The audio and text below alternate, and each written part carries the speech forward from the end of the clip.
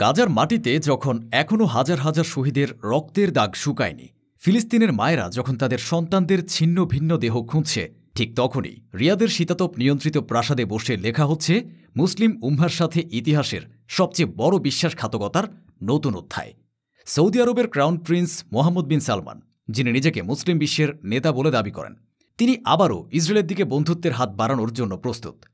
পর্দার আড়ালে শুরু হয়ে গেছে সেই পুরনো খেলা, সেই পুরনো ষড়যন্ত্র। তাহলে কি সৌদি আরব গাজার লক্ষ লক্ষ মানুষের আত্মত্যাগ ভুলে গিয়ে জায়নবাদী ইসরায়েলের সাথেই সম্পর্ক স্বাভাবিক করার পথে হাঁটছে? তবে কি মক্কা মদিনার খাদেম এবার বাইতুল মুকাদ্দাসের শত্রুদের সাথেই হাত মেলাবেন?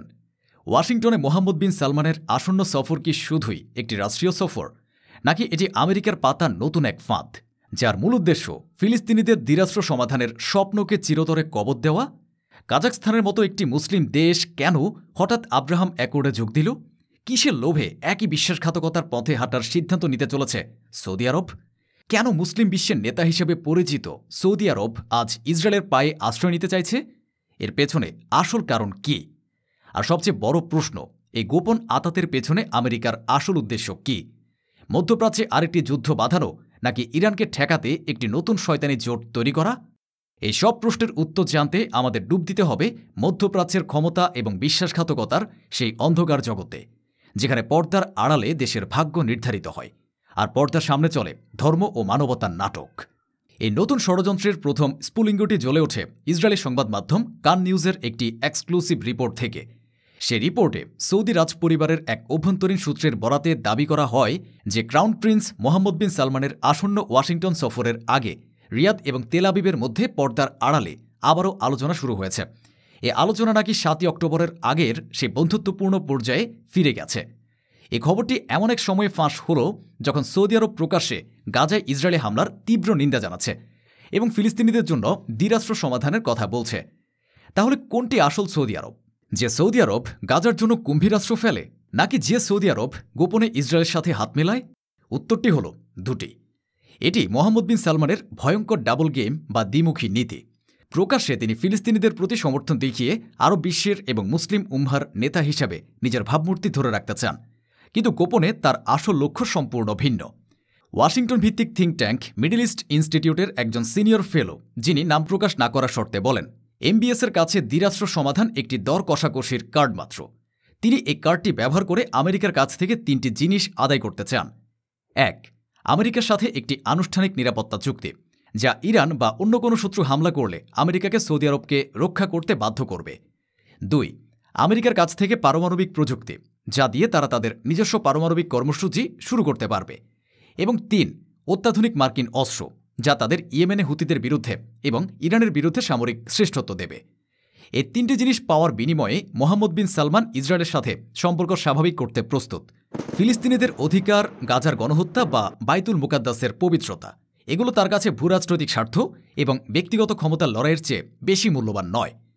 সৌদি আরবকে এই বিশ্বাসঘাতকতার পথে হাঁটতে উৎসাহিত করার জন্য আমেরিকা এবং ইসরায়েল এক নতুন এবং ধুরন্ধর কৌশল অবলম্বন করেছে, আর সেই কৌশলের নাম কাজাখস্তান।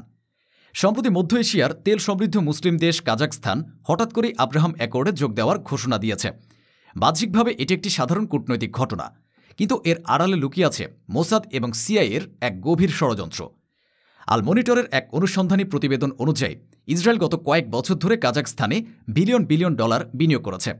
তারা সেখানে কৃষি, প্রযুক্তি এবং পর্যটন খাতে বিশাল প্রকল্প গড়ে তুলেছে। এর বিনিময়ে কাজাখস্তান ইসরায়েলের সাথে সম্পর্ক স্বাভাবিক করেছে। এই কাজাক মডেল এখন সৌদি আরবের সামনে একটি টোপ হিসেবে ঝুলিয়ে দেওয়া হচ্ছে। আমেরিকা এবং ইসরায়েল এমবিএসকে বোঝাতে চাইছে, দেখো, ইসরায়েলের সাথে বন্ধুত্ব করলে তোমরাও অর্থনৈতিকভাবে কতটা লাভবান হতে পারো। তোমাদের নিয়ম সিটি প্রজেক্ট, যা আজ অর্থের অভাবে ধুঁকছে, তা ইসরায়েলি এবং মার্কিন বিনিয়োগে আবারও প্রাণ ফিরে পেতে পারে। সৌদি রাজপরিবারের সেই অভ্যন্তরীণ সূত্র কান নিউজকে জানিয়েছে, রিয়াদ কাজাখস্তানের এই সিদ্ধান্তকে অত্যন্ত আগ্রহের সাথে পর্যবেক্ষণ করছে।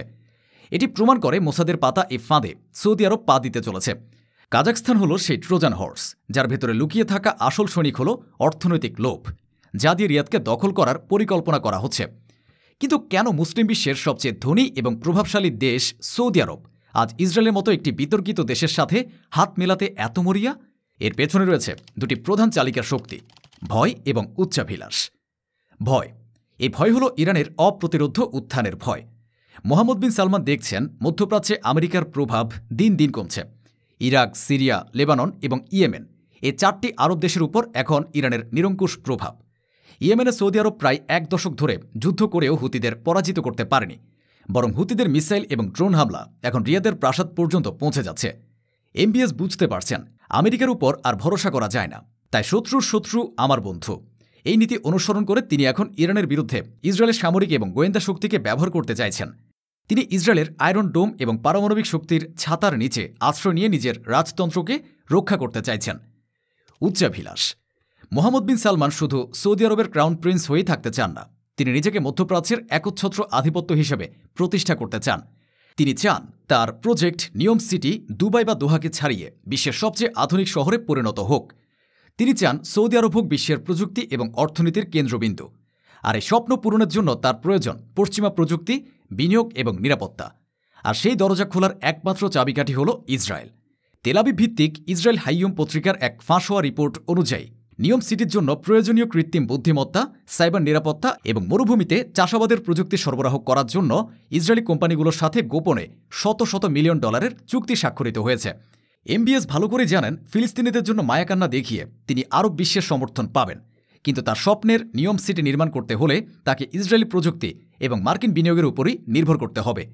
তাই তিনি একই সাথে 2 নৌকায় পা দিয়ে চলছেন। একদিকে তিনি গাজার জন্য ত্রাণ পাঠিয়ে নিজেকে হিরো সাজাচ্ছেন, অন্যদিকে সেই ত্রাণের অর্থ আসছে ইসরায়েলের সাথে করা গোপন ব্যবসা থেকে। এই ভয় এবং উচ্চভিলাষের মিশ্রণই এমবিএসকে আজ এমন এক পথে ঠেলে দিয়েছে যা হয়তো তাকে সাময়িকভাবে ক্ষমতা এবং সম্পদ এনে দেবে, কিন্তু ইতিহাসে তার নাম লেখা থাকবে একজন বিশ্বাসঘাতক হিসেবে। এই পুরো নাটকের মূল পরিচালক হল আমেরিকা।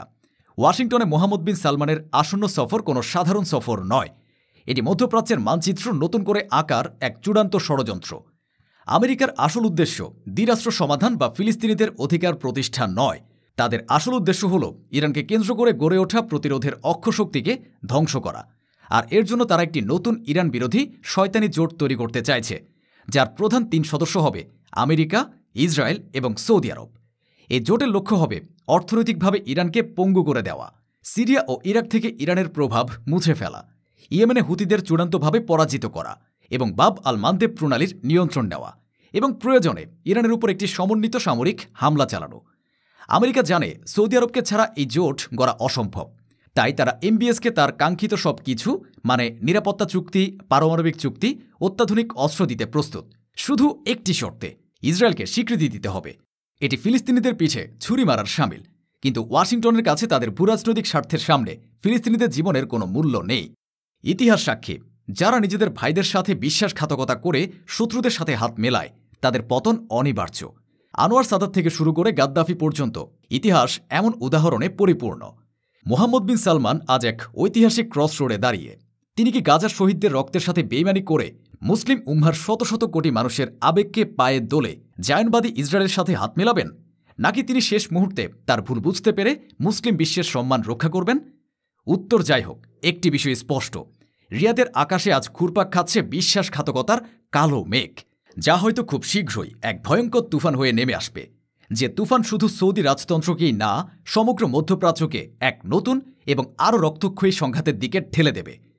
এখন প্রশ্ন আপনাদের কাছে, গাজার হাজার হাজার শহীদের রক্তের উপর দাঁড়িয়ে মোহাম্মদ বিন সালমান কি মুসলিম উম্মার সাথে ইতিহাসের সবচেয়ে বড় বিশ্বাসঘাতকতা করতে চলেছেন? মক্কা মদিনার খাদেমের এই নৈতিক পতন এবং ইসরায়েলের সাথে গোপন আতাতকে আপনি কিভাবে দেখছেন? এই বিশ্বাসঘাতকতার বিরুদ্ধে আপনার ক্ষোভ এবং ঘৃণা কমেন্টে প্রকাশ করুন। ভিডিওটি শেয়ার করে সারা বিশ্বের মুসলিমদের জানিয়ে দিন কারা বন্ধু আর কারা শত্রু।